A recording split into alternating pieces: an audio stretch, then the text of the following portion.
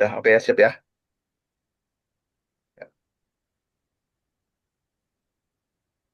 Ya, Assalamualaikum warahmatullahi wabarakatuh. Pada UTS Kriptografi dan Steganografi kali ini, yang diampu oleh Bapak Abdul Azam Ajri, Eskom Mkom, kali ini kami dari kelompok 3 yang beranggotakan saya, Rizky Feranda Putra, lalu ada Oka Maulana, ada Marian Nasaris Nurti, lalu ada Ratu Bilkis Mantika, dan Ratna Utami. Pada UTS kali ini, kami diminta untuk mengerjakan modul pembelajaran di tryhackme.com. Saat ini kami akan mempresentasikan hasil dan rangkuman pembelajaran tersebut. Next, Mbak. Yang pertama adalah pendahuluan di mana ada latar belakang. Modul ini memberikan pemahaman dasar mengenai pentingnya kriptografi dalam menjaga keamanan informasi di era digital yang mencakup konsep-konsep inti seperti plain text, ciphertext, cipher, dan key, serta perbedaan antara enkripsi simetris dan asimetris sebagai fondasi komunikasi aman seperti HTTPS dan SSA. Melalui modul Track Hack Me Encryption Crypto 101, pengguna diperkenalkan pada peranan kriptografi dalam menjaga kerahasiaan, integritas, autentifikasi, dan kesediaan data, sekaligus memahami tantangan yang dihadapi teknik kriptografi lama atau tradisional dengan munculnya komputasi modern seperti komputasi kuantum. Dengan memahami dasar-dasar ini, pengguna diharapkan mampu meningkatkan kemampuan dalam mengamankan informasi dan beradaptasi dengan perkembangan teknologi keamanan terbaru. Next. Untuk tujuan laporan yaitu mendokumentasikan pemahaman konsep kriptografi dasar dari modul TrackHackMe, di mana encryption Crypto 101 termasuk perbedaan simetrik dan asimetrik, key exchange, dan ancaman kuantum.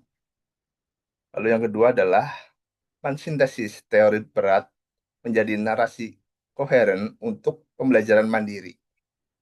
Lalu yang ketiga adalah mengaplikasikan pengetahuan praktis seperti cracking SSH Passphrase dengan John the Ripper and verifikasi sertifikat HTTPS. Next. Untuk yang kedua adalah landasan teori. Kriptografi adalah dalam kriptografi dapat menjaga kerahasiaan, integritas, dan autentifikasi data dalam aktivitas digital sehari-hari, seperti login dan transaksi keuangan sesuai standar PCI DSS. Lalu klasifikasi kriptografi, di mana terdiri dari simetrik atau satu kunci untuk enkripsi dan deskripsi. Contohnya AIS. Dan asimetris, di mana terdapat pasangan kunci publik dan private, contohnya RSA. Lalu yang ketiga adalah metode enkripsi RSA. RSA menggunakan kunci publik dan private berbasis faktorisasi bilangan prima besar untuk mengamankan komunikasi internet melalui protokol HTTPS. Lalu ada pertukaran kunci aman, di mana dua pihak berbagi kunci rahasia dengan aman, dilindungi dari serangan man in the middle menggunakan tanda tangan digital atau sertifikat. Lalu ada dampak komputasi kuantum, di mana berdampak menimbulkan risiko bagi algoritma seperti RSA sehingga perlu adaptasi ke algoritma yang lebih aman. Lalu juga aplikasi praktis dan ancaman. Passphrase ini juga dilindungi oleh kunci SSH yang digunakan untuk penandatanganan file dan password disimpan dengan hashing. Rekomendasi keamanan terbaru meliputi AES 256 dan RSA 3072 untuk menghadapi ancaman kuantum. Untuk pembahasan bab 3 akan dilakukan oleh Mbak Bilqis. Silakan Mbak Bilqis. Baik, terima kasih banyak Mas Rizky. Baik, di sini kita sudah masuk ke dalam pembahasan untuk taksnya. Di sini ada taks pertama, di mana taks satu ini membahas pentingnya kriptografi dalam menjaga keamanan informasi, terutama dalam konteks capture the flag, untuk melindungi data dan komunikasi. Materi menjelaskan dua jenis utama kriptografi, yaitu simetri dan juga asimetris, beserta kegunaannya masing-masing. Fokus juga pada algoritma RSA sebagai contoh kriptografi asimetri yang banyak digunakan dalam praktik. Selain itu, peserta akan mempelajari metode pertukaran kunci yang memungkinkan dua pihak berbagi kunci secara aman. Model ini juga menyoroti potensi pengaruh komputasi kuantum terhadap enkripsi di masa depan. Lalu, peserta juga diharapkan memahami alat-alat terkait dan melakukan riset untuk mendukung pemahaman praktis. Lalu, untuk selanjutnya, di sini ada task 2, di mana di sini itu banyak diberikan informasi di dalam modulnya terkait apa namanya nama-nama atau istilah-istilah di dalam dunia kriptografi. Mungkin kalau di sini di capturean ini bisa dilihat ada key, ada passphrase, ada symmetric encryption, ada brute force, ada cryptanalyst. Lalu di sini ada Alice dan Bob, beliau sebagai subjek dalam modul atau studi kasus yang ada di sini. Izin boleh di next. Lalu di sini ada penjelasannya. Pada teks ini terdapat dua pertanyaan. Pertanyaan pertama itu, I agree not to complain too much about how theory heavy this room is. Ini tidak membutuhkan jawaban karena hanya merupakan pernyataan persetujuan yang harus diklik. Lalu selanjutnya itu ada RSSH case protect with a passphrase or a password. Dan jawabannya yang benar adalah passphrase. Alasan pemilihan jawaban ini adalah karena SSH-key ini tidak menggunakan password untuk proses autentifikasi ke server. Password hanya dipakai jika kita login dengan metode username atau password. Lalu di sini ada gambar dari ada Alice, ada Bob, dan juga ada Mallory. Mallory ini menyadap komunikasi antara Alice dan Bob ini bisa menjadi ancaman kerahasiaan data. Enkripsi ini melindungi pesan agar tidak bisa dibaca meski disadap. Lalu di gambar yang kedua ini terlihat bahwa ada Alice mempunyai private kunci, lalu Bob sendiri itu dia memiliki public kuncinya sendiri. Lalu yang si Bobnya yang di bawah itu Bob tersendiri mempunyai dari private kunci itu. Jadi Alice dan Bob berbagi kunci rahasia yang sama tanpa mengirimkan kunci langsung melalui jaringan tidak aman. Menggunakan kombinasi kunci private dan public, kunci bersama ini dipakai untuk enkripsi komunikasi. Jadi yang bisa di-share itu adalah public key-nya. Lalu untuk teks ketiga di sini ada penjelasan bahwa SSH ini adalah Secure Shell Protocol. Untuk koneksi aman ke server, semua data atau perintah atau password terenkripsi jadi tidak bisa disadap. Lalu, ada informasi mengenai web servers membuktikan identitas. Digital Certificate Server menggunakan sertifikat TLS atau SSL untuk membuktikan bahwa kamu benar-benar terkoneksi ke server yang sah. Browser ini juga memeriksa sertifikat untuk mencegah serangan atau man in the middle.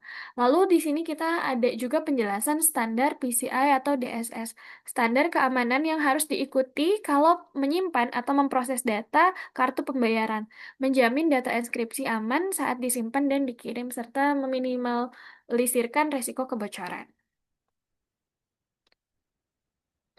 Untuk teks keempat, ini kita masuk ke dalam perhitungan kuantum juga. Di sini apa namanya kita menggunakan apa namanya proses hitung modul. Jadi di sini jelaskan bahwa 30 modul 5 itu 30 habis dibagi 5 jadi sisanya itu 0. Lalu kalau di sini yang nomor 2 bisa jelaskan bahwa 25 untuk modul 7 itu sama dengan yang mendekati itu yang berada di bawah 25-nya. Jadi 7 dikali 3 sama dengan 21. Jarak dari 25 ke 21 itu 4 sehingga jawabannya adalah 4. Lalu untuk yang nomor 3 ini sudah dijelaskan, hitung sisa pembagiannya. Baik, mungkin ini bisa dilihat untuk apa namanya cara perhitungannya. Boleh di next. Lalu di sini ada teks kelima. Eh, di sini menjelaskan bahwa enkripsi terbagi menjadi dua kategori utama, yaitu enkripsi simetris dan enkripsi asimetris. Enskripsi simetris ini menggunakan satu kunci yang sama untuk proses enskripsi dan deskripsinya. Contohnya adalah AES yang cepat dan efisien, menggunakan ukuran kunci antara 128 hingga 256 bit, sehingga cocok untuk mengekskripsi data dalam jumlah besar. Sementara itu, enskripsi asimetris memakai sepasang kunci, yaitu kunci publik dan juga kunci private. Algoritma seperti RSA dan Elliptic Curve Cryptography atau ECC itu masuk ke dalam kategori ini. Enkripsi asimetris cenderung lebih lambat dan menggunakan kunci yang lebih besar, antara 2048 hingga 4096 bit. Data yang dienkripsi dengan kunci publik hanya dapat dideskripsi dengan kunci private, sehingga kerahasiaan kunci private sangat penting untuk menjaga keamanan. Di sini juga sudah dijelaskan untuk studi kasusnya bahwa should you trust DSS, yay or nay, itu kita jawabnya nay yang tadi sudah dijelaskan.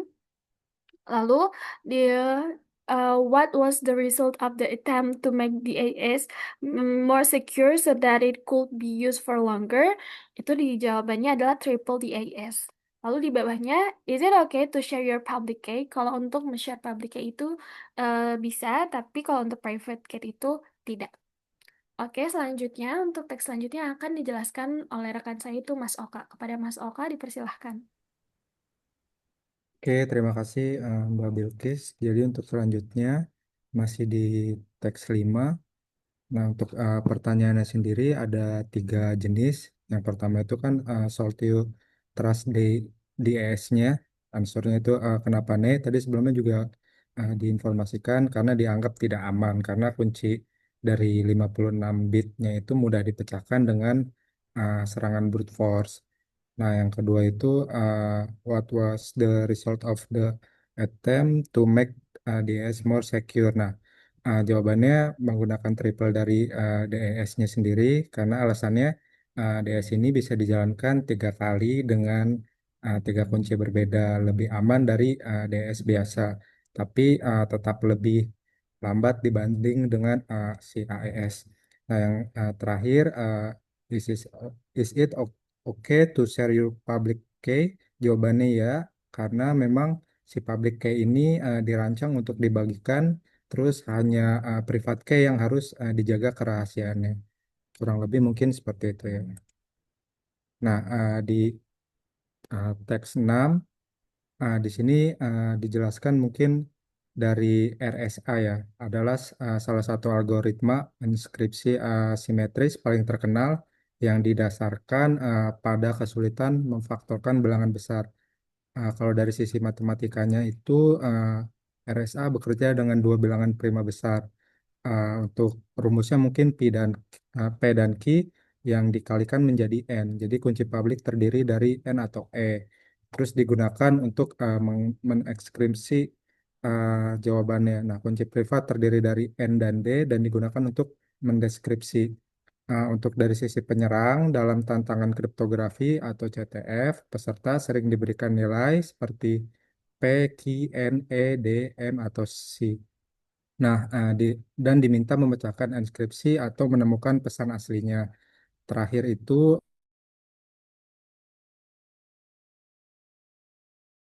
berikan potongan informasi seperti nilai P dan Q atau hanya N dan E dengan memanfaatkan kelemahan atau konfigurasi RSA yang buruk. Peserta dapat menghitung kunci privat atau mendeskripsi pesan untuk memperoleh flag tersebut.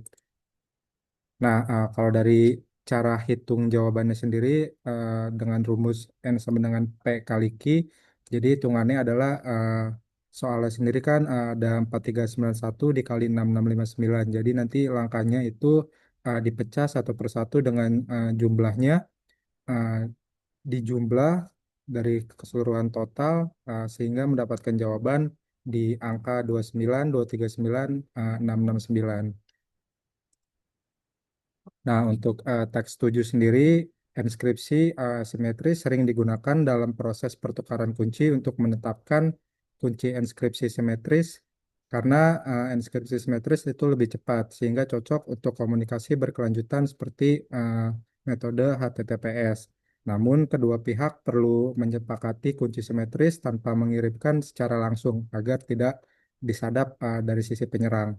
Terus sebuah metafora sederhana ketika ingin mengirimkan petunjuk rahasia kepada teman dan meletakkan dalam kotak yang terkunci menggunakan gembok aman atau kunci publik, yang mana pemilik gembok dapat membuka kotak dengan kunci privat.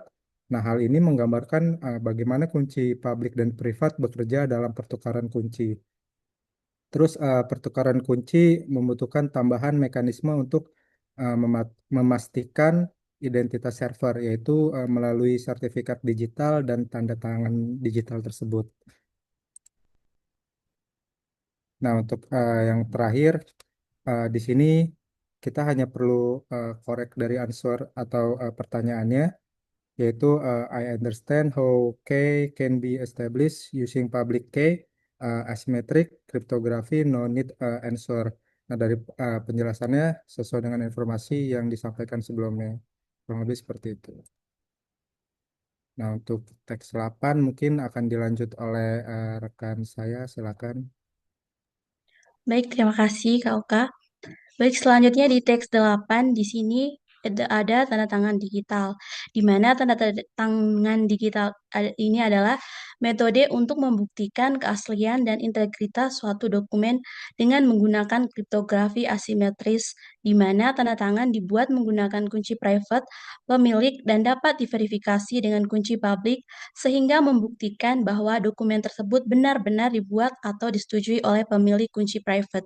Bentuk sederhananya adalah menginskripsi dokumen dengan kunci private dan membiarkan orang lain memverifikasinya menggunakan kunci publik.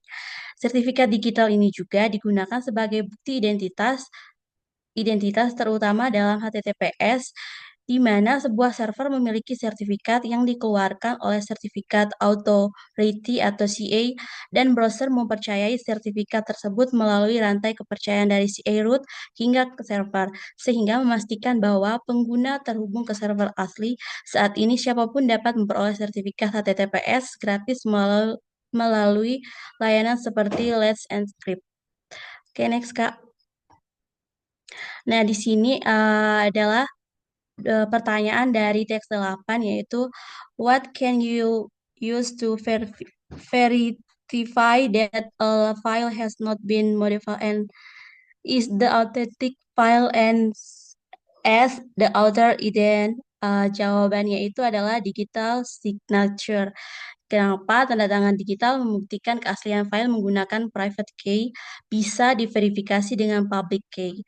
Jadi sertifikat ini membuktikan identitas website dan dipercaya karena dikeluarkan oleh sertifikat authority. Digital signature digunakan untuk memverifikasi bahwa file tidak dimodifikasi dan benar-benar dibuat oleh penulis aslinya. Next, Kak.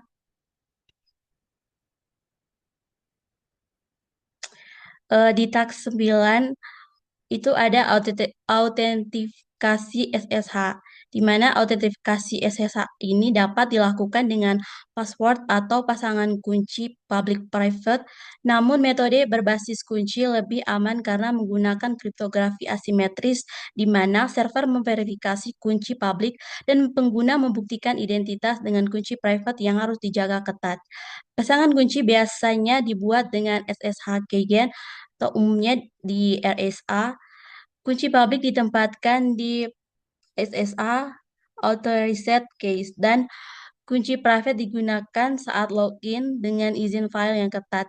Jika kunci private memiliki pasparase, penyerang tetap bisa mencoba memecahkannya dengan alat seperti John the Ripper, sehingga pasparase harus kuat. Selain untuk autentifikasi biasa, penempatan kunci publik di authorized case juga dapat menjadi backdoor permanen jika tidak diawasi. Next, Kak. Nah, berikut adalah soal dan juga jawaban yang sudah kami jawab. Itu di mana pertanyaannya itu what algorithm does the key use? Answer jawabannya itu adalah RSA. Kenapa? Karena header file ketika di-download sudah menunjukkan kata kunci. Lalu pertanyaan yang berikutnya, crack the password with John and apostrophe Q was the pasparase. Jawabannya itu adalah delicious. Kenapa? Tes, Kak. Nah, dari jawaban Delicious tadi itu kami menggunakan e-text box dari TryHackMe dan melakukan proses cracking parafrasenya dengan kunci SSH melalui terminal. Pertama, kami mengkonversi kunci SSH yang diberikan menjadi format hash menggunakan perintah ss to join. Setelah mendapatkan file hash tersebut, kami menjalankan join the wrapper dengan word list row queue melalui perintah join word list seperti yang ditampilkan di sini. Lalu dari proses cracking tersebut, John berhasil menemukan parpasenya untuk kunci tersebut, yaitu Delicious.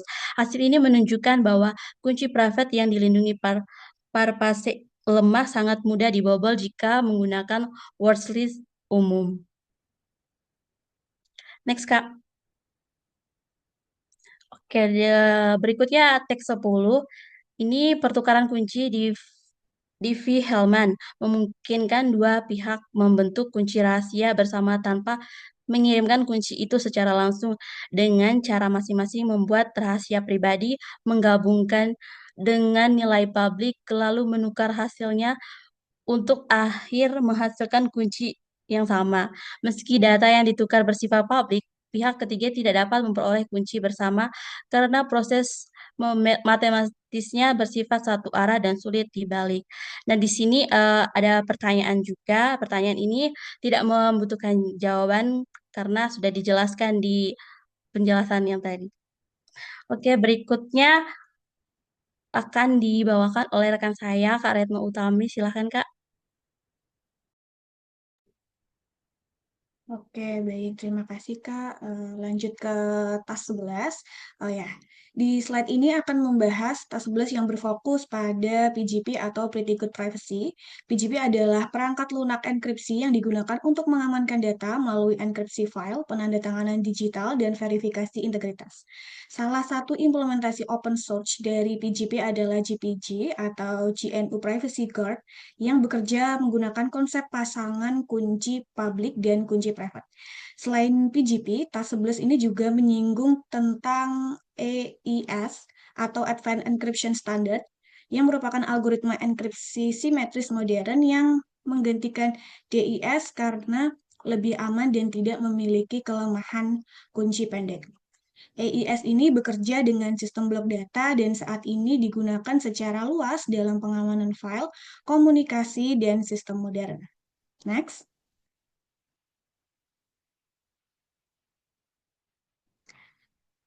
Oke, pada tas 11 ini, TryHackMe ini menyediakan dua file utama, di mana terlihat dari gambar ini ada soal yang harus dikerjakan dan diselesaikan. File pertama adalah message.jpg sebagai file terenkripsi dan file kedua adalah private.asc yang berisi private key. Alurnya adalah dengan mengimpor private key terlebih dahulu, kemudian mendekripsi file message.jpg menggunakan secret key tersebut. Jika proses import dan dekripsi berhasil dilakukan, maka hasil dekripsi akan menampilkan output berupa kata pineapple. Output ini menjadi bukti bahwa file berhasil didekripsi menggunakan private key yang valid. Next.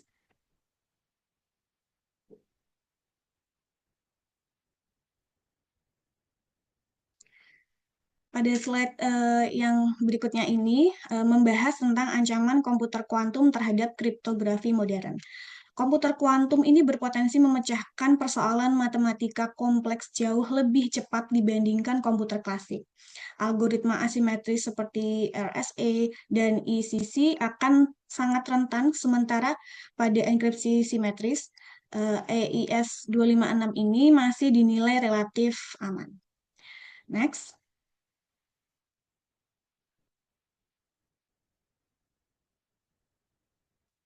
Terlihat dari slide tersebut adalah gambar di mana komputer kuantum ini dalam waktu dekat akan menjadi masalah bagi banyak jenis enkripsi.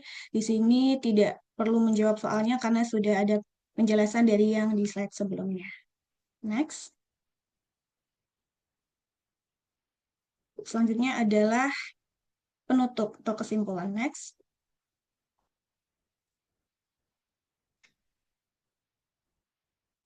Modul Encryption Crypto 101 memberikan pemahaman yang mendasar namun komprehensif tentang peran kriptografi dalam menjaga keamanan informasi modern. Modul ini menjelaskan konsep dasar enkripsi simetris dan asimetris serta algoritma penting seperti AES dan RSA.